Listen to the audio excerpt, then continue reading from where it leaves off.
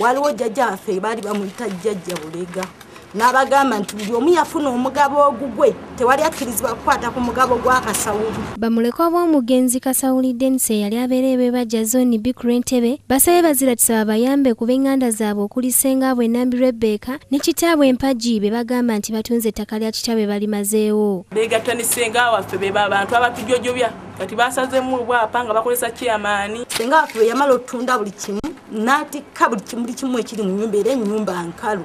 Yamala obitika n'atambula n'agenda n'agamba nti taata waffe teyamutulekera yatulekera nsi. Kigambibwa nti abamu ku Bamulekwa bano bakubiddwa emiggo era nga n'abamu basangiddwa nga bawenyera. Olira bubi nnyo kubanga era mbadde ku kitanda ku Namulundu bansambye mu lubuto ate bakava okunnongoosa ekigero. Okusinziira ku Bamulekwa ab'enganda zaabwe n'akatundu akatono ke babadde basigazza nako baagala kukabatundako obukadde 600 ekintu kye bawakanyizza. Netumugamba ffe tetusobola kutunda wantu awo kubanga kati naffe bwe tutunuulidde wokka tetujja kutundawo.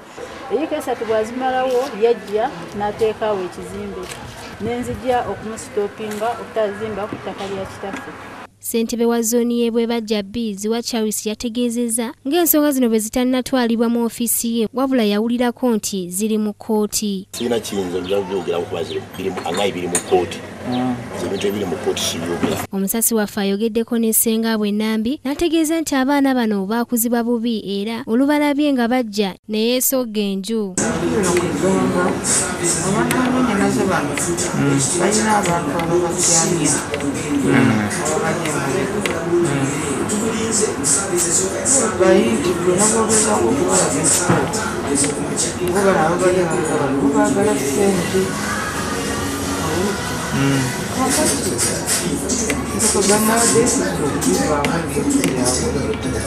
Senfuma Joseph Innocent yakusakidde eggulire lino Club KD TV.